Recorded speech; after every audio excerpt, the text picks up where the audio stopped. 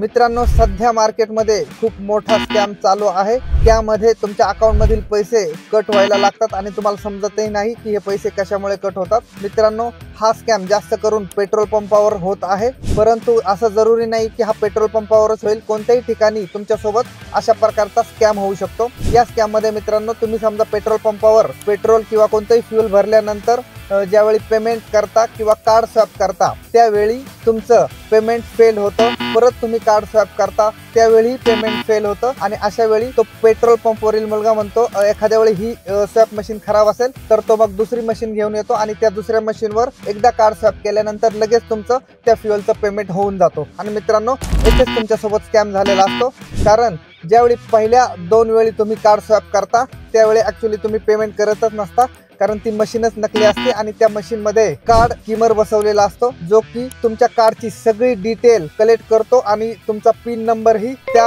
Machine मध्ये save होऊन जातो आणि त्यानंतर काही दिवसानंतर ती माहिती वापरून इतर लोक तुमच्या अकाउंट मधील पैसे काढू शकतात। मित्रांनो, ही महत्त्वाची माहिती तुमच्या सगळ्या मित्रांना शेअर करा व असेच महत्त्वाचे व्हिडिओ इथून पुढेही पाहण्यासाठी लगेच सबस्क्राइब करा। धन्यवाद।